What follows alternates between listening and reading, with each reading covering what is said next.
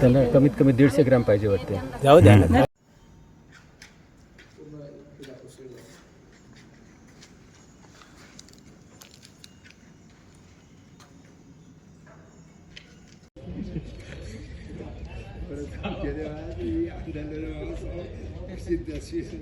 कर दे रो गाडी आवगी ती दाब दे रो.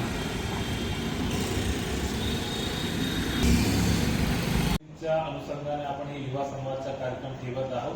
त्यामध्ये आमचा ध्येय असा आहे की आता ऑलरेडी मोस्टली एक्झाम संपलेली आहे, 10वीची संपलेली आहे, 12वीची संपलेली आहे. मुलांना कुठे कोण आहे तुमच्या निशाणावर काय?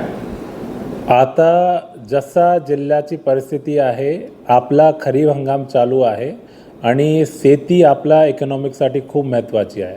यामध्ये आमच्याकडे खूप तक्रार आलेली आहे आणि समोर असा प्रत्यक्ष आपली जे ग्राउंड रिपोर्ट आहे त्यामध्ये असा दिसून येतो की काही कंपनी बोगस बियाणं आहे, बोगस खत आपल्या शेतकऱ्यांना सप्लाय करत आहे.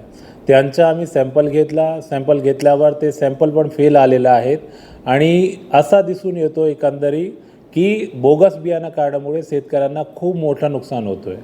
जिल्हा प्रशासन यामध्ये क्लिअरली दखल घेत आहेत आणि त्यामध्ये कोणतीही कंपनी यामध्ये दोषी समोर आली तर आम्ही त्यांच्यावर फौजदारी गुन्हा पण दाखल करू.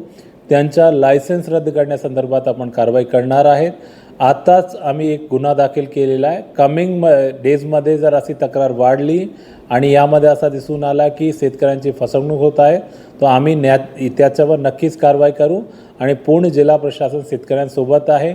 त्यांना जर असा वाटला की त्यांच्या पेरणीमध्ये म्हणजे जर्मिनेशन नाही झाला तर त्याची तक्रार कृषी विभागाला तुम्ही करावी आणि त्याच्यासोबत आपला जे परचेजिंगची जे पावती आहे ते पण अटॅच करावी. धन्यवाद.